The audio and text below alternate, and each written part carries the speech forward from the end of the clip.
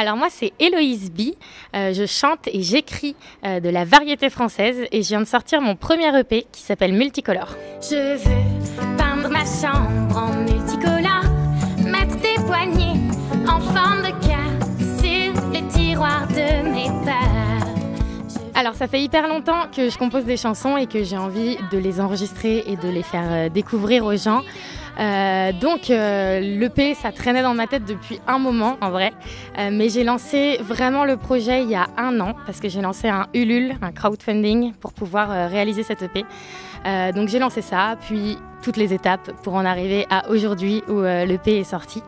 Et le concept multicolore, déjà multicolore c'est quelque chose qui me ressemble assez parce que déjà voilà, je suis habillée souvent multicolore, mes yeux sont maquillés en multicolore parfois. Je fais pas ça tous les jours non plus, mais donc c'est déjà quelque chose que j'aime, j'adore la couleur et tout, donc ça me représentait assez bien. Et le concept c'était un petit peu de mettre de la couleur déjà dans ma vie à moi, mais aussi dans la vie des gens en général.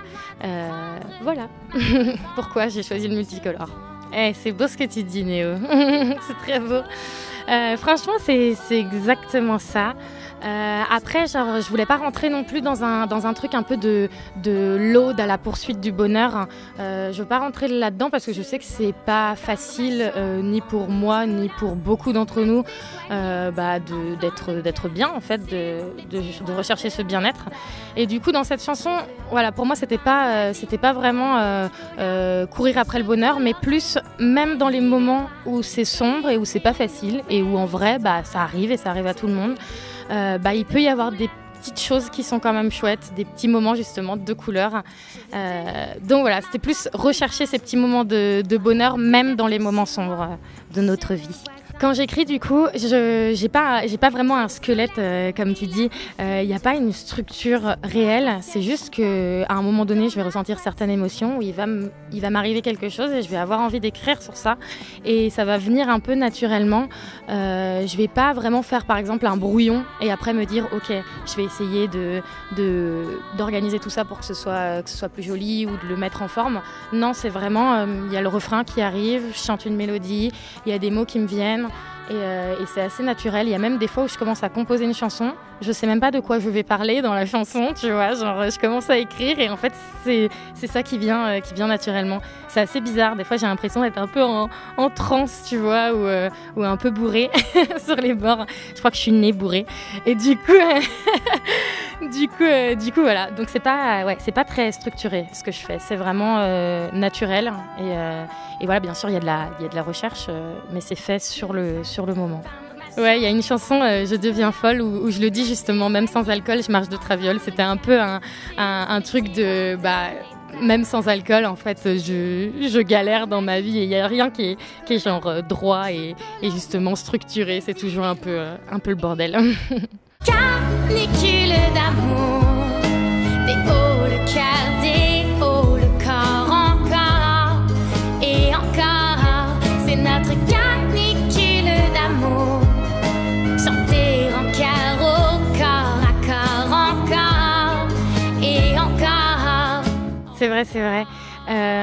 En fait, ce qui est cool dans cette EP, justement, en explorant plusieurs choses, plusieurs moods, parce qu'en vrai, l'EP, il est vraiment... il y a 5 chansons et il y a 5 moods totalement différents. On passe par l'amour, la remise en question de soi-même, on passe sur Je deviens folle, en mode en vrai hyper perso et hyper dans mon mal-être. Il y a une chanson qui s'appelle Sœur, qui est sur ma sœur.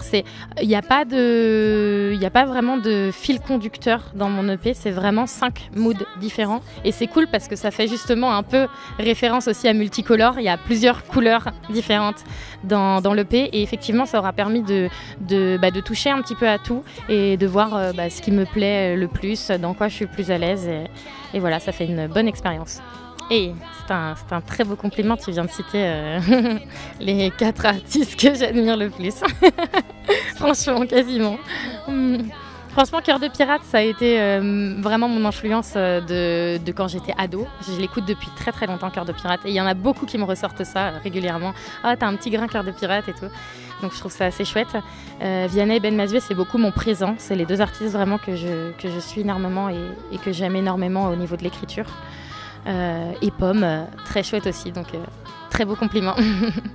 La trompette, c'était vraiment un gros plus sur mon EP et je remercie Clara, la trompettiste, d'avoir joué sur mon EP parce que franchement, ouais, ça apporte une espèce de dimension. Je trouve que ça apporte un gros plus, mais sans en mettre trop, parce que j'avais envie que ça reste très naturel et très authentique, mes chansons, donc de pas mettre 36 000 instruments, 36 000 trucs. J'avais envie d'un truc assez simple et la trompette, je trouve que ça apporte ce petit plus qui est chouette, mais sans en faire trop, tu vois, tant que ce soit trop électronique, trop pas fake, j'ai pas envie de dire fake parce que bien sûr il y a plein de musiques électroniques qui sont très chouettes, mais que ça reste dans mon univers et dans l'authenticité du coup.